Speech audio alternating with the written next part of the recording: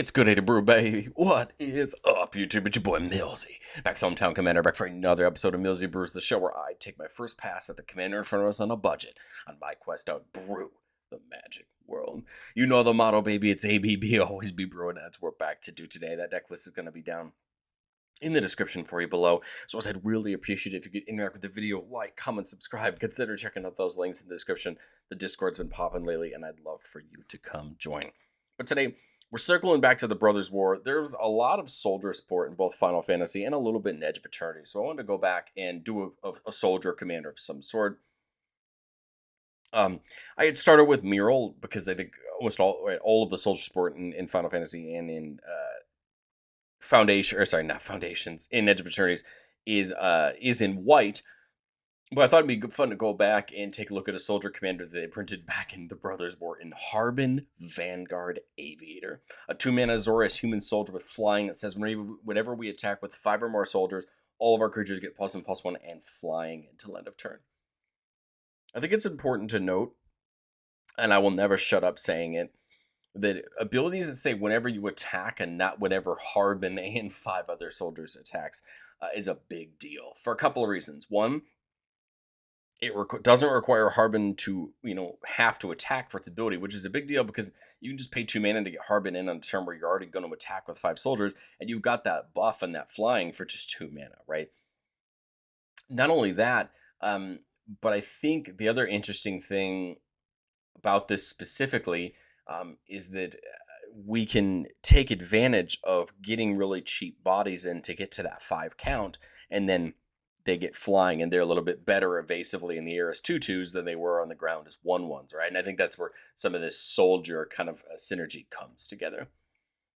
But I want to say a quick thank you to the channel members. Thank you so much for supporting the channel. It's stoked to see that there's 5 of you now. If you're interested in seeing all the videos just a little bit early for just $1 a month, consider checking that out down below. All right, well, truthfully, we got a great roster as far as soldiers go. There's a lot of choices.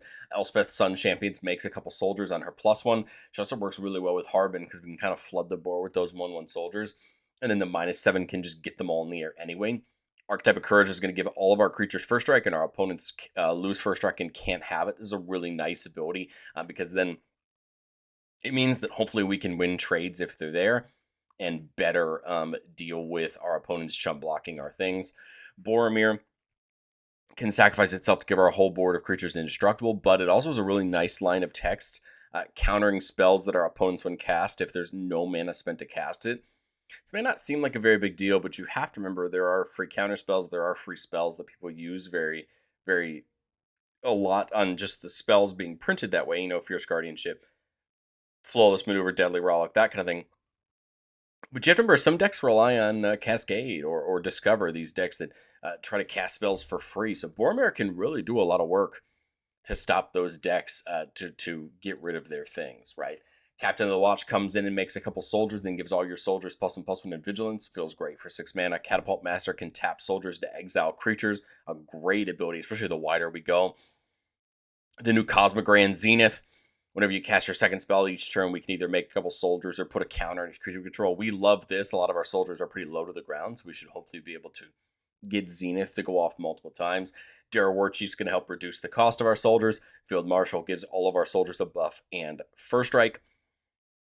Heidegger, one of the new ones from Final Fantasy, says start a combat on our turn. A target creature we control gets +X/+0, where X is the number of soldiers you control. Really nice for something like Harbin, since it's already in the air, one of our big creatures in the air. And then at the beginning of our end step, we get to make a number of soldier tokens equal to the number of opponents who control more creatures than you. Probably not going to happen too often, but it's nice to know that that is there as an option in case, we get board wiped and Heidegger is that first creature that comes in. Well, it can make some soldiers and kind of help us build back. Lost Captain makes a 1/1 soldier every turn, and then whenever another human comes in, you can tap down a creature an opponent controls. Note that most of the soldiers in our deck are humans, so this is a really nice synergy that Lost is going to be able to use. Mural, of course, the card we talked about in the beginning. During our turn, our opponents can't cast spells or activate abilities of artifact creatures or enchantments, and whenever she attacks, You can make a bunch of soldier tokens where X is the number of soldiers you control. Mural's a great commander in own right. I still might cover Mural later on in the content cycle, but I kind of wanted to do Harbin instead to add in some of the blue support. Permanent Captain, whenever it attacks, we can put a soldier card from our hand tapped and attacking. So, really nice ability to cheat in maybe some of our more expensive soldiers. Rock's Pike Master, giving all of our soldiers first strike. Again, a great ability, making them even better in combat. Roaming Throne, of course, doubling all of our soldiers' triggered abilities, including Harbin. Can give them +2/+2, right? And double flying. No, I'm just kidding. Just one trigger of flying. But it's important to note that you can double all of your triggered abilities. Siege Veteran can pass around a counter at the start of combat. And then whenever another non-token soldier you control dies, you get a soldier token. This is kind of nice, right? To kind of try to replace your soldiers that are dying and try to keep that count up for Harbin's, for Harbin's ability. Sky Strike Officer, whenever it attacks, you make a soldier token. You can tap 3 untapped soldiers you control, draw a card. I love the idea of tapping a bunch of your soldiers down before your turn, right, to draw a couple extra cards. Then you come to your turn and they all untap. Sun Quan, a card that's seen a lot of play before, finally got that reprint in Commander Masters. Just gives all of our creatures horsemanship, effectively meaning they can't be blocked unless their opponent's creatures get horsemanship. Basically, a good way to just give all of our soldiers some block ability, get them in even better. A Valiant Veteran could buff all of our soldiers by +1/+1, and then we can actually take it out of our graveyard to put a counter on each soldier control if we want to, but mainly it's there for that nice, cheap 2-mana +1/+1 buff. Same thing on the Ocean Tactician, but here it's only, it's a 4-mana to get that buff. Horn of Gondor is really interesting because it comes in and makes a human soldier and then makes X human soldiers equal to the number of humans you control. And what's kind of nice is they are still soldiers, so they're still going to trigger Harbin. They're still going to affect Harbin's ability. Horde of Valhalla, on the other hand, is going to make soldier tokens and then gives the creature it equips to a buff for each creature control. This is really nice on Harbin because remember, Harbin's already in the air, which is going to be some nice evasion to potentially affect our opponents with right in combat. I think the other key is going to be as we have a go-wide creature deck, we need to protect our board. And I think the reason I wanted to come into blue is because there's 2 schools of thought. You have spells like And They Shall Know No Fear, giving all of our soldiers indestructible and a buff, and then you have counter spells as a way to protect our board. Stop the board wipe, stop these things, and and counter them and deal with them. Of course, we're still playing the things like Flare of Fortitude and Flawless Maneuver, these very effective protection spells, but then you mix it in with, things like Protect and the Negotiators, which can make a soldier and counter spell unless they pay 1 for each creature you control. Again, we're mixing the straight up protection spells with counter spells, which I feel like is very useful as well. And then I think just like any go wide deck, right, we want to buff the team. For the Emperor, it gives us a nice single turn buff, giving +2/+2 vigilance and lifelink until the end of turn. Coat of Arms and Banner of Kinship are very similar. They just work a teeny bit differently. Coat of Arms just says every creature gets +1/+1 for each other creature on the battlefield that shares a type with it. Of course, is going to help all of our soldiers grow and grow and grow. That affects everybody's creatures.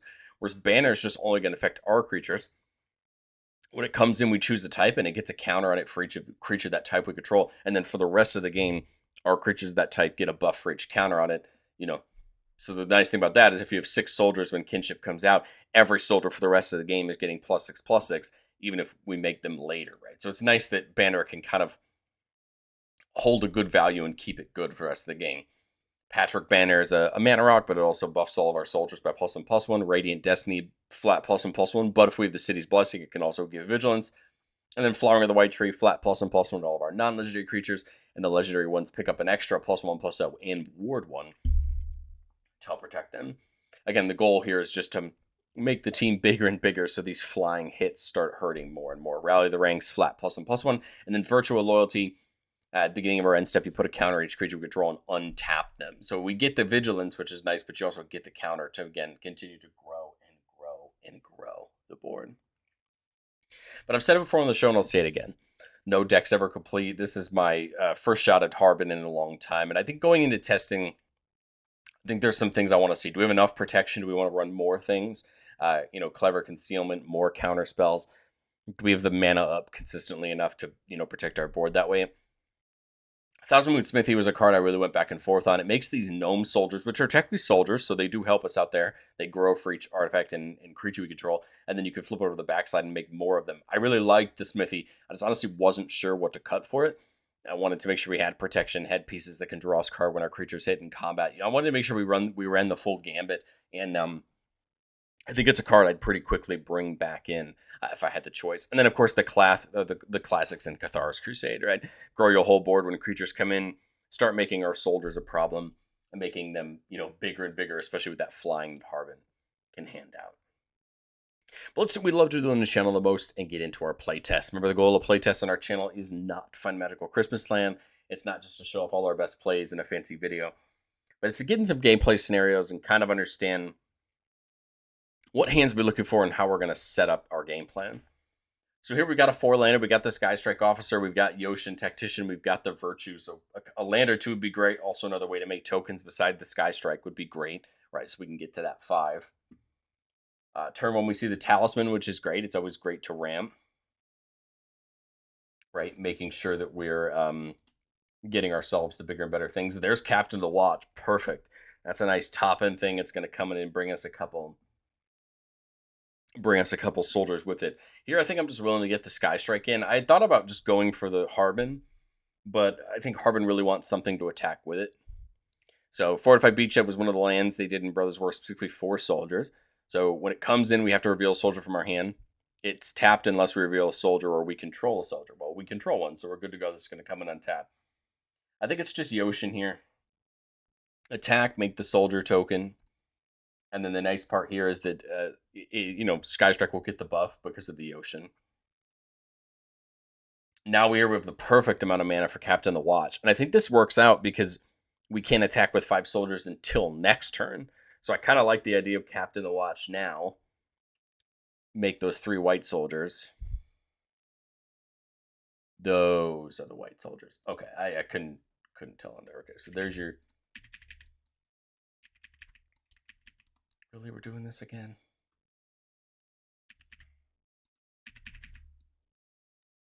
So we have the 3 white soldiers there, and then there's the one we made last turn, and then Sky Strike makes another one of these on attack, right? But the nice part is Vigilance, so these guys can attack pretty safely. And now, right, you pretty much set up for Harbin this turn ever, right? Harbin doesn't have to attack. We've still got 5 mana left over. Can I get the Virtue in? I have 3 white sources, so 1, yeah, get the Virtue in, take the attack. They all get, come in the air, get another soldier off of Sky Strike on attack, and then, the end step, they're all going to get the counter and untap. And then the really nice thing now is in response to that untap trigger, that going on the stack, we could actually tap everything down with Sky Strike since they had Vigilance, right? We could actually technically get 3 card draws out of this and then untap them. Same thing before our opponent's turn, before that last turn, before our turn, tap them in, get 3 more card draws. And I think we're just in good shape. All we need is a piece of protection, because obviously our board's going to be pretty hot with everybody pretty much seeing that, we're amassing our tokens. But I think that's what we kind of want to see from our game plan. Playtest number 2 here, a pretty land-heavy hand, a 5-lander with Herald's Horn, and then that Cosmogrand Zenith. Remember that Zenith says every time you cast your second spell each turn, you get to pick one, can make a couple tokens, or put a counter on each creature. So we like it. We obviously want to get ourselves towards the world where we're double spelling. There we see the Sky Strike Officer again. All right, so here we have a couple options. I think it's Herald's Horn. We want to try to make these soldiers as cheap as possible, play more than 1 per turn. There's Gold Knight Commander. As a creature comes in, all of our creatures get a buff until end of turn. I like that a ton. So the Zenith could come in for 2 mana. I could go like Zenith plus Sky Strike Officer. And then my thought is make the 2 human soldiers. That way we're getting closer right to this. And then, maybe before our turn, we can tap them all with Sky Strike Officer to get an extra card draw in. 3 Tree City, interesting, calling soldiers here, so we can get 4 into it for 2 mana. So as our number of soldiers grow, right, the better. I just realized I missed the Herald Horn trigger last turn. Can't go back at this point. So 5 mana. I can technically get 6 if I go into the 3 Tree City right now. If I go Pippin, then I can get 5 out of the 3 Tree City, which I think makes the most sense, because then I go in for 5. I think it's Audric, right? That triggers Cosmogrand.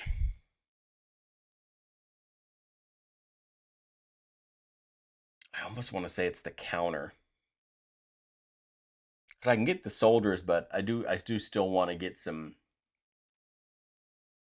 power on board, right? And then Sky Strike, right, attacks this turn, uh making that colorless soldier. And then, maybe before an opponent's turn, we can at the end of opponent's turn tap down and make another card. Now we'll do the horn trigger. It's not a soldier, so it goes back on top. So then, I mean, pretty obviously Harbin here, right? And then 3/3 Cities netting me 8 mana now. We have Pippin now to hopefully basically protect Harbin or another key creature if need be. I was gonna say, how much mana do I have here? I'm going into this for 7, 8, 9, 10. So if I go Gold Knight for Gold Knight for 3, put it into 3/3 City for 8. Is it all of one color? It's only one color. Because my thought was Gold Knight into Yoshin into Harbin. Now you're getting the +2/+2 buff this turn and the +1/+1 from Harbin, right? But I do have to pick one color. So I'd have to kind of do it now. It'd be 7, 8, 9, 10. This would be 3, 6, 8. No, we'd still be good, right? Because of the reduction. So 3, 6, all of them get +1/+1. That's our second cast, and I think I would just put a counter at this point. Continue to grow. This comes in +2/+2. Harbin +3/+3, or Harbin's going to give them flying. And again, I do think now we have a nice attack. I don't think we have enough mana left up to protect with the "And They Shall Know No Fear," but we could always do it main one to make a bigger attack if we wanted to. If I'd gone in for 4/7, it was 3, 4, 5, 6. I actually think I'd leave a mana up for Path if I needed to, right, on that one. But again, good to show you that going wide, deploying our pieces out there and seeing the game plan work. Here we're keeping a 3-lander with Thalia. Heretic Cathar can have our opponent's things come in tap. We got Distant Melody for some draw there, Sun Quan. And then Soldier Military Program, one of the new cards from Final Fantasy Commander. Beginning combat on your turn, choose one. If you have a commander, you can choose both. Make a soldier or put a counter on each of up to 2 soldiers. So again, nice to basically start getting... my thought is it's nice to start getting soldier tokens every turn, especially as we're building up our board. Because my thought is, with Thalia, start to just disrupt our opponents just that little bit. Now we're at 5 mana. Soldier program Harbin. The reason I think I'm willing to put Harbin in there is so that we actually get both the triggers, right? Put the counters here. Start to grow, right? These guys up. Now this turns 6 mana. I thought is Coppercoat Yoshin giving that buff, right? Same thing. We get a token copy, and I think I'm willing to put the counters the same place. Get them in and attacking. Basically, now we're really setting up this turn where Harbin can attack and put them in the air. Not a bad turn to Distant Melody. We'd still have 3 mana left, and we're drawing, 6? See, decent draw. There's the Flawless. Cloud can go get an equipment of our choice. A lot of them in here are basically giving our whole board evasion or giving our whole board some buffs. Mobilization can give them vigilance. Not a bad draw. Again, we take the attack. They're all in the air. They're +2. Everything else but Yoshin is +3/+2. Oh, these aren't because they're not human. So +2/+2 across the board, if not more. But again, because we did this main one, we could always get like mobilization in if we want to. But again, we get the for combat right, we get the counter, we get the token. I think you might as well put the counters here, right? Spread the love. To get the attack, Harbin gets them in the air. We've got some protection on the Flawless. And then main 2, Cloud.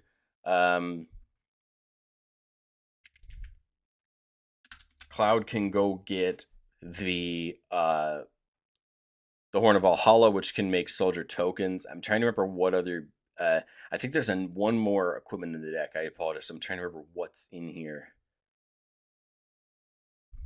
I thought it was something like an Andoril or something that buffs the boards when you attack. Genji Glove, that's right, for multiple combats. Right. So I mean, the Vol's signed, but I think it's the Genji Glove. Still hold up Flawless. And again, I think we're in a great spot here. We have Flawless to protect the board. Come back to our turn, play Genji, get it on Harbin, since we can play that land. And then we're getting 2 combats. Everything's +2/+2 in the air. And I think we're just in, great shape on that one. Let's go to playtest number 4. Keeping a 2-lander with Soul Rings. We still got 4 mana. We got the Horn. We got Valiant Veteran. We got Reconnaissance Mission. Draws cards when our creatures hit. There's the banner. A little awkward, right, with the 2-lander, but the hope is that we can leverage the Soul Ring for a better turn. There you go. 4 mana here. I love the idea of Sky Strike. Love the idea of Valiant Veteran. I'll get Sky Strike in just to get it going. I can actually draw a card this way with Rescue Mission if I wanted to this turn, or Reconnaissance Mission this turn. I don't even hate like Valiant Veteran plus Harbin here. Attack, make the soldier, right? Because my thought is we're trying to get value. I just realized that we could tap the 3 with Sky Strike. Coming, I apologize if you can hear that. I don't know if you can hear that off the window or not. I have no idea what my neighbors are doing. Banner doesn't seem like a terrible idea, but I think the goal is right to try to trigger Harbin. I just don't think I can. There's no way to do it this turn. So the question is, would you rather banner for 4, pretty much set us up for the rest of the game, or do we go for something like Reconnaissance Mission or like go into the Horn for 4, make the soldiers so that next turn we're in good. I mean, that seems like the best idea to me. Again, attack with these 4, make another soldier. We can tap the soldiers to draw going into our next turn. And then my thought here is you can equip the Valhalla to Harbin. He's already in the air, so he's going to get a good buff there. You've got 4 mana left. You could go Reconnaissance if you want to, which doesn't seem like a terrible idea because it's a May, not a for sure. But again, Harbin's a 4, 5, 6, 7, 8, 9, 10, 11, 12 in the air. I mean, no double strike, but 13 because of its own buff. Hitting nice damage. Your other soldiers are hitting nice damage. The only thing we didn't see this game was protection. But I mean, we hit with we make one this combat. We hit with 1, 2, 3, 4, 5, 6. Probably hit with 8 of them. I feel like we draw 8, pitch a couple lands, try to dig for try to dig for that. There's so many lands, but you try to dig for the protection piece. Keep yourself going, and I think we're just in good shape. But I'd love to know, what do you think of Harbin down in the comment section below? I mean, pretty classic, go wide, tribal deck, but I think it's fun. I wanted to kind of show off that soldier support, and I think it does a decent job at it. And there's a lot of ways you can make this deck your own, especially, adding budget with some bigger and better spells, even though we get to play things like Raise the Palisade and that Flawless Maneuver. But let me know what you think in the comment section below, and I will catch you on the next one.